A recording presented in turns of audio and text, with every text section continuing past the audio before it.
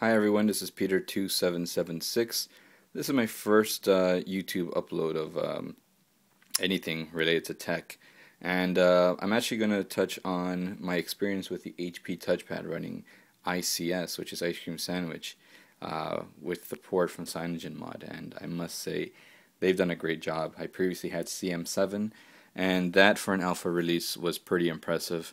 There's pros and cons to each one. If you're still on CM7, you can still watch HD videos such as Vevo, and you'll obviously still be able to use Netflix, which is something you currently cannot do with the ICS port. But aside from that, as a whole, this feels a little bit more complete. It looks nicer and it runs a lot smoother, and you'll have fewer crashes than with CM7. So what I'm really going to do right now, because there are plenty of reviews out there for the HP Touchpad, I'm actually just going to go over a couple of apps and widgets that I think will come in handy if you've got the HP Touchpad and ICS running. So from my personal experience, apps that have been working really well since owning the tab. So first things first, I'm going to touch on the music player. Now for me, the stock music player just did not work, and I had to go through a couple of free apps before stumbling across one that was a paid one, and it's called Pro Player, and it's $1.99 in the market, and you can get with it, I believe there are about 10 different skins that you can add to it, just to change basically the color of the play buttons and so on. And I must say it looks really nice. Once you're in the application itself, you can choose your albums, and I like the way that they're laid out by album covers. Once you want to pick a song, for example, they all come up just like your standard music player would show up. But it looks really well. It looks really good. It works really well. And the sound, as you may know from the HP Touchpad, is really good. I mean, the speakers from the tablet are really good. So if you're in the market for a music player, this is one I highly recommend. Another paid app that's worth having is the Thumb Keyboard app, which basically makes typing on the touchpad a lot better. Since it's such a big screen, you can literally type with your thumbs, and it's definitely sped up my typing on the tablet. Numbers and symbols are in the middle, so you should be able to do most of your email entries without having to switch any functions on the keyboard itself. And you can always go back to your standard keyboard if you're not happy with that. But for $1.99 and the added speed in your typing, I think it's worth having, that's for sure. Evernote is another great app. If you've never heard of it before, it's one of the most popular apps in the market, and I've been using it now for about a week, and I love it. I simply love the fact that I can put my thoughts, notes, you can add attachments to it, and you can either view it on your tab, or you can also log into your PC or your laptop and access your notes and add or edit from there as well. A lot of the ICS stock apps, or stock widgets, sorry, look really well as well. You've got that come with it. There's basically your YouTube widgets, your photo widgets. They have their own clock, and they all work really well. As I mentioned earlier, YouTube itself does not play HD video, but the standard definition video, it actually plays really well. So I have no complaints there. You can read the comments for your YouTube videos, and you can browse other videos while or similar videos to what you're watching on the right hand side. So it's a very good YouTube experience, that's for sure. There's another app that's free and definitely worth having, and that is the MX Video Player, which you can also download codecs for. And this is good if you're uploading any videos or movies onto your touchpad. For my son, I've got pretty much a collection of Tom and Jerry videos that I have on, and they all work. If you've got subtitles, they work.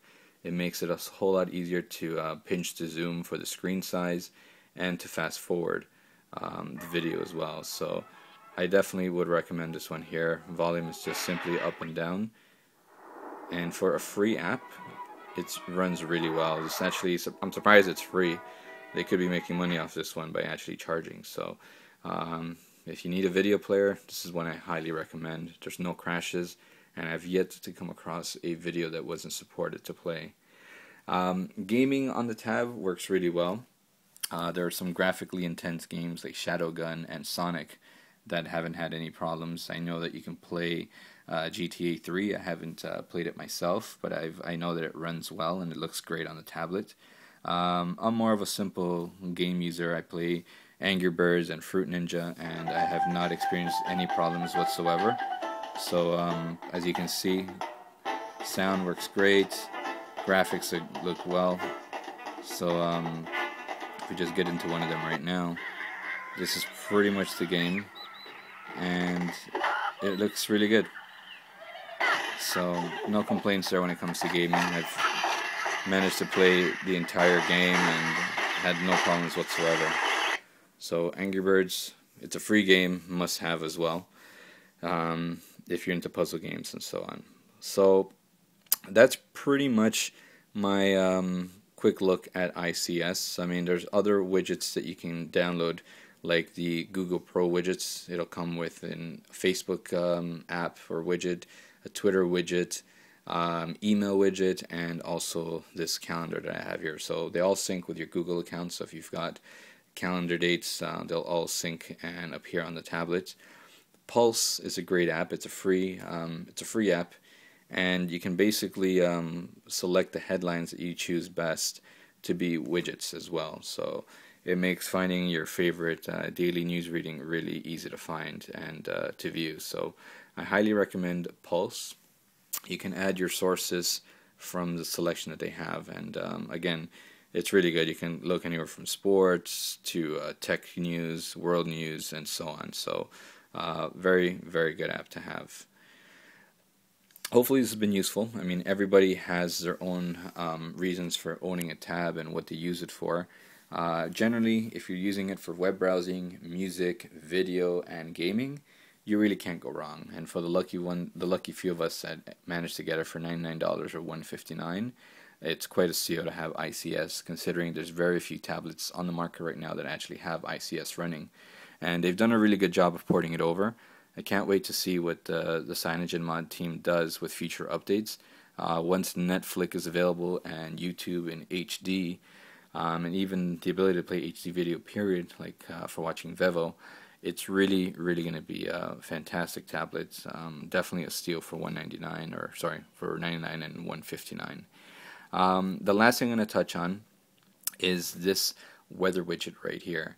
Now this one I wasn't able to find in the market. I'm not sure if it's actually there and maybe under a name that I did not find or couldn't find, but after doing some research I ended up realizing that it is available through, by just doing a Google search, and that is the Asus Transformer weather widget. So you can actually Google that, just put Asus Transformer weather widget APK, and you'll be able to find it.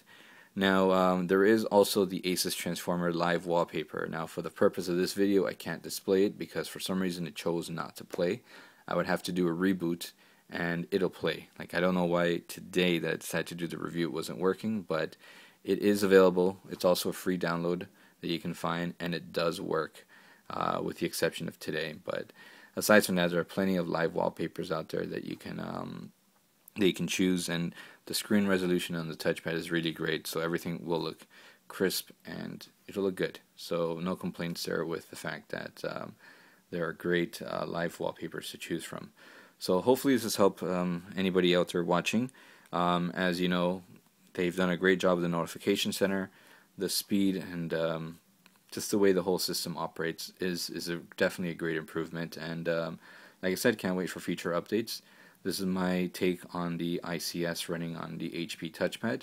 Hope this has helped some people out there. If there's anything I left out, please leave a comment.